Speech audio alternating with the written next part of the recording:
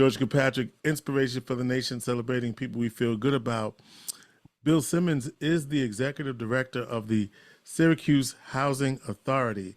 And I want y'all to know that he graduated from Syracuse University before I did, just so you know. So he's been around the block a few times. But Bill, we just read recently that the Syracuse Housing Authority is one of a few communities in the country to secure the bag. And it's about $50 million. You talked about this the last time you were here, that you had put an application in, I think. And so here we are. So welcome to the program. Let's talk about it. What's going on?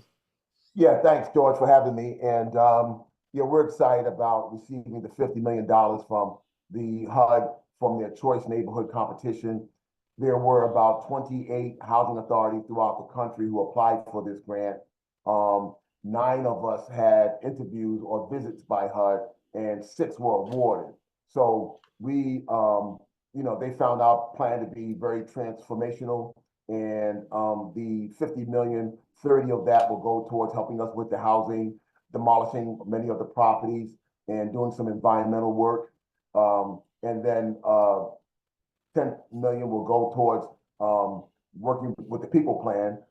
We have a contractor that's going to be working with the residents and families, giving them case management as they move from one place to the next and take advantage of the new activities we'll have in the community. And then there's a neighborhood plan, kind of mostly being directed by the city, with job training for housing authority folks and contractors. It's the Children's Rising Center, which gives us a daycare, and the YMCA, so many amenities in the community that help people thrive and be successful. So we're very, very excited about the grant. It's going to help us out tremendously. So when we talked last, we talked about the phases of this, what's going to go down first. And so is McKinney Manor, let's start with McKinney Manor, right? Will there be a new McKinney something in the Syracuse housing? Let me just get that right off the bat in the Syracuse Housing Authority before we even ask who's where and what. Right. So the first phase of our plan does take place at McKinney Manor. And as many folks know, we currently have 75 units of public housing on that location. The units are approximately 30 years old. They have no basements. And, what it really has happened over the past 70 years is the Department of Housing and Urban Development in Congress has really divested itself from public housing and hasn't really been able to give us the money to maintain public housing the way we should be maintaining it. And so about 15 years ago, we probably talked a little bit about this the last time, but 15 years ago, the Department of Housing and Urban Development came up with the Rental Assistance Demonstration Program, also known as RAD, which essentially says that you can take your public housing properties and put them in the Section 8 property, and the residents going to still get the same subsidy in terms of money for their unit. But what it does for me, it allows me to go out and borrow money that HUD doesn't provide to maintain my properties. And so that's what we're doing with McKinney Manor. We're building new units. We're going from 75 units there. We're going to replace those 75 for those families, public housing family living on that location. And then we're going to add another, grand total of maybe 130 more in phase 1. That will be workforce and market rate housing. So we'll be able to address a huge need in this community, which is the lack of affordable housing. And at the same time, deconcentrate the poverty in this area and create some real opportunities for residents that they currently don't have. So we're going from straight up public housing to more mixed use with subsidies for existing residents, more like that model? Yeah, more mixed income model. So when we're all done now, you're talking about McKinney Manor, but when we're done with McKinney Manor and Pioneer Homes, which right now is about 10 different phasing of the project, we'll go from 675 units of public housing to 1,400 units of public housing and mixed market rate and affordable housing. So it'll be all mixed income. And Go It'll ahead. be all mixed income, but it all still will be public housing. Probably 40% of it. Forty Yeah, percent of it. Okay. yeah. And what does that mean specifically, Bill? Just so I'm making sure I understand it, that this 40% is meaning that's to set aside for existing residents. Is that what we mean by that? Exactly right. When you do a redevelopment for mixed income housing on a site that has public housing, you got to replace that. There's no gentrification. It's not get rid of these people and bring in new. No, if you're going to do mixed income housing, you got to make sure you replace everything that's there and then add on and build from there. And all of those residents who currently live on the footprint have a right of return.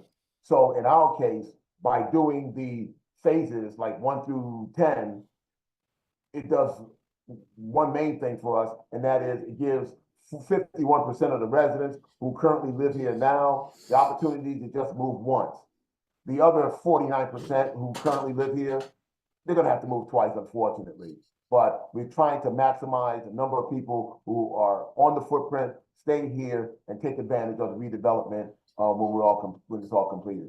One of the questions, Bill Simmons, Executive Director, Syracuse Housing, talking about the $50 million that the Housing Authority is being awarded through the Choices Program through Housing and Urban Development, or HUD, for the community. But just answer my question about McKinney, named McKinney Manor. Will the new thing that replaces the existing McKinney Manor be named McKinney something in honor of Judge Langston McKinney, before we continue? Well, we haven't gotten that far yet. Okay. So it could be a community discussion. And I suspect that it'll be one that everybody wants to have. So we're going to have to name something Judge McKinney. I mean, he was a mentor to all of us, to you, me, such a great guy for this entire community. And but the one thing, in all seriousness, the one thing is that we want working families, market rate families to realize that that's exactly what this is. It's not public housing. So, from a marketing standpoint, we want to have new families moving in, and so, now Langston McKinney, we've all known him for 30, 40 years, great guy. And it'll be up to the residents what they want to call it. But we do have to be mindful that this thing is not perceived as public housing. Is going to be because public housing, as you know, like public schools or like the police department, has a negative connotation throughout the country. And if we're going to market this as market rate and workforce housing, people who can move in and move out if they're not feel like they're being treated right, we have to be mindful of that as well. So yeah, I have no problems with renaming the development McKinney Manor. He was a personal mentor of mine. But we're also talking about marketing and making this thing successful. Yeah, you're obviously a lawyer as well, and certainly Judge McKinney would have been a mentor to you, as he was to so many people, whether you were in a legal career or not. And so you said that people have to move twice. So when they have to move the first time, they're going to move somewhere in the community, or will they move into other units in the housing authority? Both. For instance, we have 75 units on McKinney Manor. At this point in time, we have about 60 residents who are on that footprint. Of the 60, 40 of them have said, hey, Bill, I want to stay in public housing. So I have locations for them at Central Village, Pioneer Homes, Eastwood Homes. We'll be able to accommodate them. The other 20 want a voucher and they want to move off the footprint. And so we'll be able to accommodate them as well. And hopefully there'll be enough housing out there in the community to address their needs. But housing is tough. Yeah, and the voucher will do what for them? And how long would that last? Is it a temporary? How does that work? So what it's called is a tenant protection voucher, which means that if you're being moved, if you're being forced to move because of redevelopment, you have the right to return. Those vouchers last about 2 years because that's how long it often takes us, 2 years to redevelop those properties, and then they have to move back in because those vouchers will expire. So all part of their right of return. So is it does it have a cash value?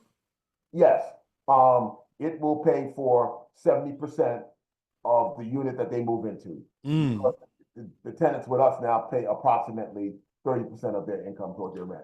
okay, okay. And so this is where you talk about the moving twice. So so now that you got the money, you can start talking about demolition. That's McKinney Manor. What's the timetable for that? Well, we're hoping to close. Right now, we're working on redevelopment of the Miss Oliver Towers. That's an existing building with several hundred units of seniors and disabled. We have some vacant land that we'll be building. We call it phase two. But phase one, which is McKinney Manor again, that's where the Children Rising Center is going to go. That's where that daycare center is going to go with the YMCA and all those amenities. What So, that means is mhm. those 25 families, those 25 families that live where we're going to put the Children's Rising Center, HUD wants to see a plan for those, a very detailed plan as to where they're going and when they come back, what they're going to be coming back to. Again, there's no gentrification here. HUD's not going to allow it. They like the idea of the early childhood center and the YMCA, but you got to talk about what's going to happen to those residents and where are they coming back to. So we're working through all that with HUD right now. Our goal is to close by the end of the year. It may get pushed out a little bit, but I think we're going to start talking about demolition in 2025 and rebuilding. And rebuilding. And I guess the nice piece about this, you've been talking with the YMCA. Will this be their new Y, and they will close downtown, or you're not advanced enough in those discussions? All I know, the Blueprint 15, our community quarterback non-for-profit group, has been working on the Children's Rising Plan and the YMCA. It is my suspicion that they have an agreement with them, but I don't know this to be a fact, but it's my suspicion that if they move that center over there on McKinney Manor land, that's going to probably close the one downtown. And let me tell you something, I'm a member of the Downtown Y. I love it down there. So I'll be watching that to see where the next YMCA is going to be. But yeah, I You, suspect that this new Y on the McKinney Manor footprint will close downtown. you still balling over there, Bill? No, no, no, no. I run in the mornings and then I just go in, get a little steam bath and a shave and shower and go to work in the mornings. And but yeah, I really enjoy the Y. I always have been a member for 20 years now. um, Talking Bill Simmons, executive director of Syracuse Housing. Bill, there was a kerfuffle or something about buying land. Do you want to give an update on that? You got me stumped on that one. Give me a little bit more. Yeah, it was reported that the housing authority wanted to sell some land. Oh yeah, Yeah, that was with Upstate. yeah. So as you know, we haven't had a strong partnership with Upstate for over 10 years now. We have a grant with them that they pay and train many of our residents to go out into the community and educate our existing residents Yeah. about being proactive with their health. I participated in that. I forgot what it's called. Resident Um, Health Advisors. Yeah, resident health advisors. Yeah, Yes, yeah. and they got the She Matters program, and He Matters Day, and so just trying to get our residents to be proactive about their health, so they're not going up to the hospital only for and using the emergency room as their primary caretaker. So that's been working well. They've been sponsoring our basketball tournament, doing a lot of things with Upstate. Now, the housing authority found out that Upstate was trying to build a new medical school, and they wanted to be adjacent to the existing hospital. And so I had approached them about being on our footprint because with that facility, there was going to be some job opportunities for our residents. There was going to be the other thing about the hospital is that those properties of public housing that are on the east side I-81. That right in the right, yeah. Yeah, they face the back of the hospital, and they got the warehouses and loading docks. It's going to be very, very difficult for us to sell market rate housing back there. And when you open up your window, you're looking at the dumpsters. And so we thought that this the it was called a optometry school that could focus in and help some of our residents that deal with optometry issues. We all got, a lot of times we got cataracts and some of those issues. So they're going to provide some services to our tenants, job opportunities. And another focus was going to be Upstate currently has security on our footprint. And so they were going to help with making the neighborhood safe and patrolling the neighborhood as well, along with the Syracuse Police Department. So from that standpoint, we thought it would be a good match. We got some pushback, but we said at this point in time, we don't really need to talk about it. We need to get that 50 million. That's what we were focusing in on. We got that, and that Upstate is probably in phases 10. So we got time to talk about that and pull that together when the time is right. Would you say, Bill, that there was a misread on that, or would you do it differently, or how would you? I think that because we wanted to have it came together at the last minute, and we wanted to have that a part of our application for the Choice Neighborhood Grant. We kind of brought it to some people's attention, and they felt it needed to be vetted a little bit more, and they wanted to slow it down. And as far as I was concerned, well, let's slow it down, because the last thing we need right now when we're applying for the 50 million is to have SHA, Group of 15, City of Syracuse fighting over something. Right. That would hurt our application. So there's some pushback right now. Let's shut it down. It was going to be in phases 10, which is probably 10 years away. And the other thing about the project was that, and what was really most important, people thought that by building the medical school for eye doctors, that was going to reduce the number of apartments. Right.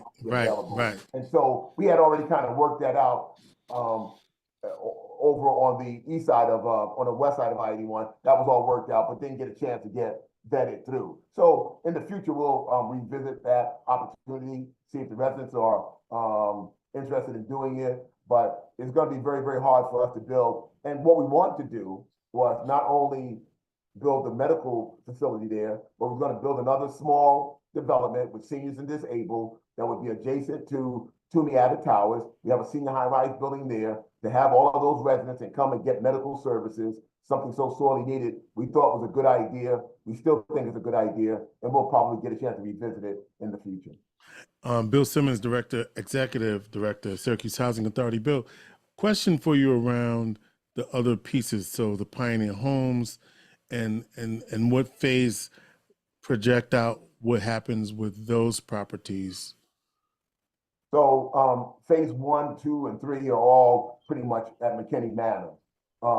Then when you get to phase 4 and through 8, that's Pioneer Homes, and that will be most of that money, or the 50 million, will go towards helping those residents with case management, helping us demolish the properties, and putting some other amenities in the community. So it's we're very, very excited about this opportunity, and clearly HUD was excited about it as well. And we know that I-81, the viaduct, is coming down to a street grid.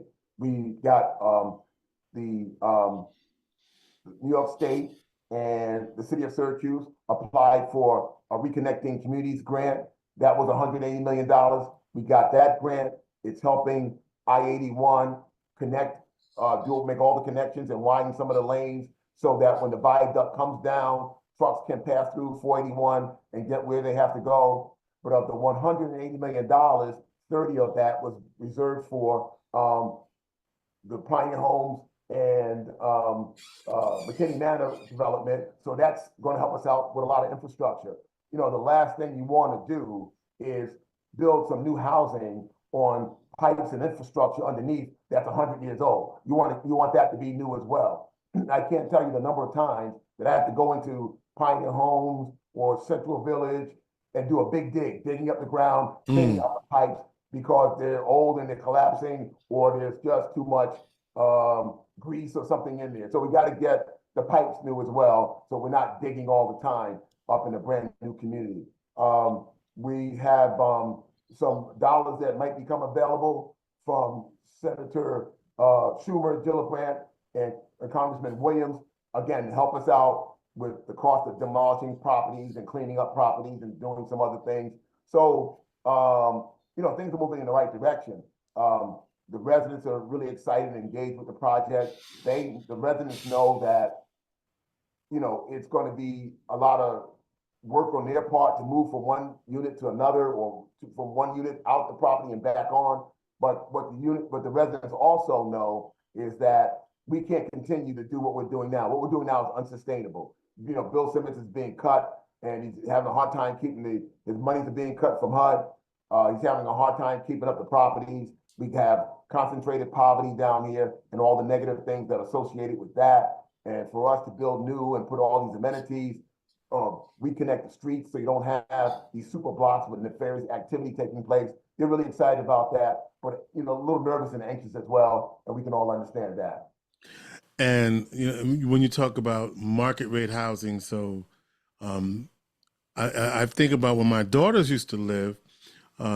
They were at a building, and it was mixed use because some of the residents talked about being on Section 8, but then there were other residents that were paying market rate, and it worked in New York City. Now I don't know, we got to make it work here, but this it reminds me of a particular development where my daughters used to live, where my one daughter used to live, and that I could see how that could happen if we do it right here, because that was a perfect. They had a community garden, they had a community center, they had fitness center, they had all of these things that all of the residents could take advantage of. Now, it was also uniquely across the street from two public housing projects.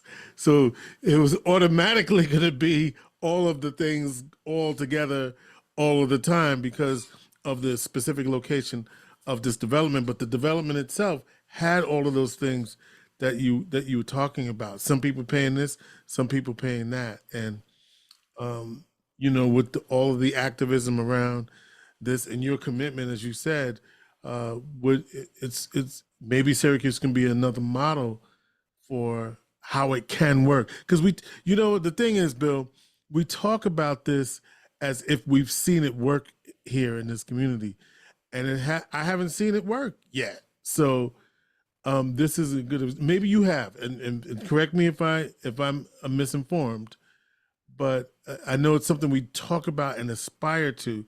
I just haven't seen it happen yet. Well, you point out the situation that's been successfully worked in New York City. It has successfully worked in Pittsburgh, and those are two northeastern cities. But it works down south as well. I can give you 11 different places: Atlanta, Georgia, New Orleans, Alabama. The list goes on and on and on, where these choice neighborhood communities have been very, very successful. And it could work here as well. Like you said, you don't see it every day, so you're going to be a little skeptical. It's just like the residents here, but let me tell you something. When we build that first unit, people move back in. The ones in the old units are going to be saying, "Hey, Bill, you got to hurry up and get mine going." Hurry up and get mine ready. Right. Because the same thing happened when 8 years ago when I built the homes of Syracuse. Yeah, it was the homes of Syracuse. I built them. We built some units right next to the Southwest Community Center. I had some neighbors over there calling me all the time. "Hey, Bill, these houses are not separated as far apart as the ones on the east side." And that was not true. And I used to get calls all the time. "This is not right. That's not right." But when we built those houses and the people moved in, that same lady kept saying, "When's the next 50 going up?" And that's all that's going to happen here. We're going to build some nice brand new housing. Neighbors are going to be living next to one another. And in addition to breaking up the concentration of poverty, but when you build an informal network in this, you're going to build an informal network in this community. So if I'm on the elevator and I see, and I'm maybe I might have my Section 8 voucher. I might work at the school district as a cook, and my son now is getting ready to graduate from high school. And my neighbor, who's a nurse or a doctor or somebody upstate, said, "Well, what's Billy going to do now?" I don't know. He's getting ready to graduate from high school. Well, we got some jobs in upstate. That informal network is what really helps break the cycle of poverty and really creates opportunities for people. Sure, we're going to have job training and wellness, and these young people are going to get an early education, which really should propel them to get off to college and do all the right things. But you can never beat that informal network of having a neighbor saying, "Yeah, I got a job up at Upstate or SU or the Veterans Hospital, and give me Billy's application." I don't know if I ever said, Invaluable. yeah, it's invaluable. And I don't even know, this is so Syracuse, right? Instead of saying, "Congratulations, Bill," we go right to, "But what about this? What about that?" So let me stop by saying, "Congratulations, Bill. You did it. $50 million with all the partners involved." And so I want to make sure I did that, because I did the Syracuse thing. I immediately started to ask about all the reasons why it can, and what about this and what about that. So why we do that, Bill, so much? I don't know. It's in the water. It's in the water.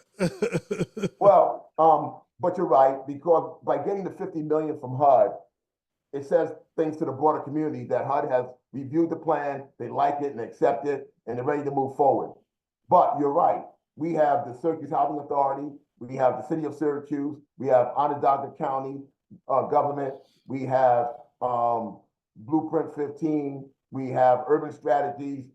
We got New York State Housing on board, we got the federal government on board. We got a lot of partners that have bought into the vision for what needs to happen down here. And we have the residents, something, we're trying to create a different model for these young people are here and trying to get off to a good start. And we got the STEM school down here, we got the charter school, we got an education corridor down here for young people. It's going to be a very transformative neighborhood and a real opportunity for the residents that's going to live here. And while I do get a lot of questions about what's going on, it's come second nature, but I've been doing this for so long, this whole idea started back in 2012, and I've been pushing this rock up the hill for the past over 10 years, but we got, it got accepted. We finally got the money and things are rolling forward. So we're excited and happy about what has happened today. Bill Simmons, anything else we need to know?